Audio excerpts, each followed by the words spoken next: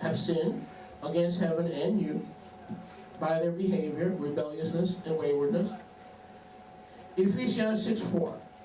Parents, provoke not your children to anger, but bring them up in the Torah and admonition of the Master. So in their return, listen, we must not refuse them or short-circuit them or discourage them in their teshuvah, lest we provoke them to anger, so that their heartfelt teshuvah must be accepted by us. Right? But how do we know it's true teshuvah? Because they realize it's not a mistake, they realize it's a sin, and they realize they sinned against Abba Yahweh even more than they sinned against you. Amen. Simple? Amen. Baruch Hashem Yahweh. So when they express true repentance, when the child takes the first step, listen, if it's true repentance, do you think they're going to wait for you to take the first step? If it's true repentance, will they not arise and go to you? They will arise and go to you. But once you see them take that first step, you've got to run out and meet them and fall upon them and welcome them and kiss them and embrace them.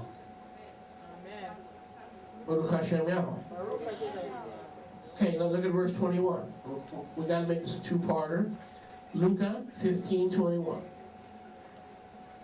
Luke 15, Luke 15 and 21. And the son said to him, Abba, I have sinned. Notice, he's not afraid to repeat his change of mind verbally. He's not afraid to verbalize his change of heart. Hello? Well, you don't understand, Rabbi. My daughter and my son is the quiet type. Really? When they gave you the finger and they told you to go to hell, were they quiet? Were they the quiet type back then? Translate that accurately. Hello? They weren't the quiet type. When they called you all kind of pejorative terms, were they the quiet type back then? Then they ought to be able to verbalize their change of heart. If you don't, out of the abundance of the heart, the mouth speaks. Amen. Huh? Amen. Amen. If they make the Shuvah with Abba Yahweh, they ought to be able to verbalize it to you. Baruch Hashem Yahweh. Here the son is verbalizing his changed heart. Look at this, verse 21. Abba, I have sinned against the Shemayim. Notice his perspective. I've got things right horizontally. Now I get things, vertically. Now I can get things right horizontally with you guys. I have sinned against the Shemayim and in your sight. I am no more worthy to be called your child. As opposed to before, the child sees his parents, now listen, as friends, not as their problem. You see the change of heart here? A rebellious wayward child sees their parents as taskmasters, as part of the problem. Now the change of heart, he doesn't see his parents as part of the problem. He sees, or she sees, his parents as friends who are willing to take them back. Oh yeah. They now have a change of heart, and they see their parents not as the problem, but as the righteous, blood-washed parents, the Kohanim, the priests, who are not a hindrance to their lifestyle being party animals, but actually friends in their return. See, when your child is when your child is wandering and they're in rebellion, you know how they see you? You're not cool.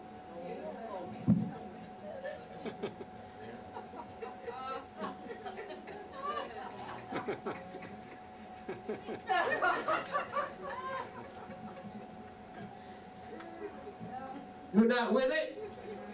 You're not one of the Backstreet Boys. You're not in sync. You're out of sync because you ain't cool. And and I want to be a party animal, and you are a hindrance to me being a party animal.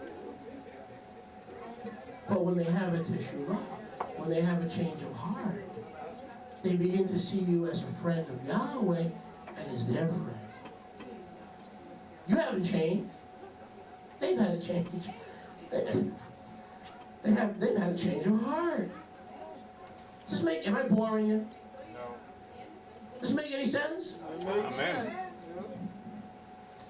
Baruch Hashem Yahweh. Hallelujah. I said Baruch Hashem Yahweh. Baruch Hashem Yahweh. Amen. Amen.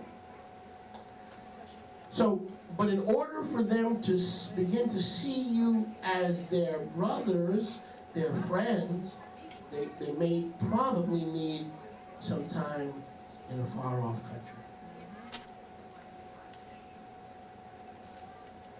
You understand what I'm saying? There's no way to circumvent. No way.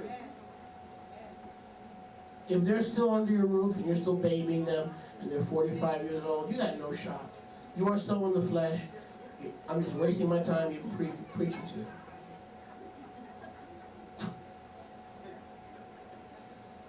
Well, Rabbi, you don't understand. I've got a 40-year-old and they're... Listen, everybody's got a situation where they got to move in with their mom or dad for a short time. You know, things happen in life. I'm not picking on anybody, okay? But you know what I'm talking about. They've never been out of the house. Someone that's never been out of the house. I mean, I'm not talking about someone going home to their mom for a couple of months or, till things settle. I'm not talking about... I'm talking about a person who's never been out of the house, right? You're not doing that child any favor. You're not being a parent.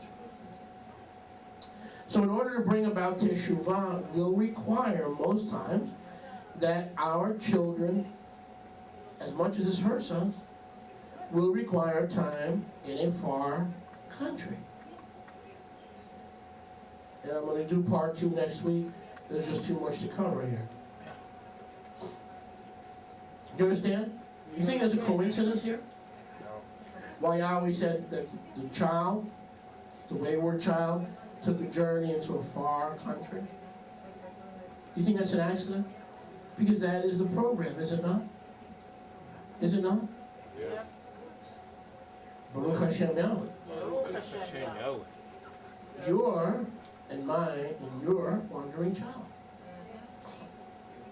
It's going to happen to every parent. It's going to happen to every parent. And those who are the most judgmental, they're going to be the most tested.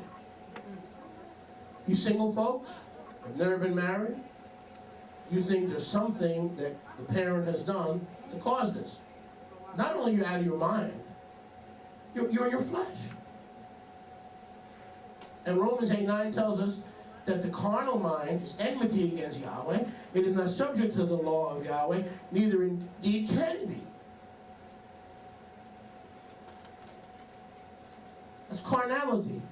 If Yahweh was the father of Adam, and Adam was a wandering, rebellious child, are you more powerful? Do you have greater grace than Abba Yahweh? I'm not going to let anyone condemn me because of my house and what's happening. Or neither should you let anyone condemn you because of your house and what's happening. Amen. Romans 14 tells us, to his own master you stand and you fall. Who are you, who am I, who judges another man's servant? Amen. If the parent did not allow the far journey to take place, now you have something to talk about. Let's bring this thing home. A man or a woman cannot be an overseer of the house of Yahweh until he first rules how to rule his own house. But I submit to you that a man or a woman who allows their child to wander, to make their mistakes, as long as they remain in their priesthood, is ruling their house. And the parent who goes running in a car trying to rescue their child every 5 minutes is not ruling their house and is not fit to rule the house of Yahweh. Amen. By Yahweh's grace,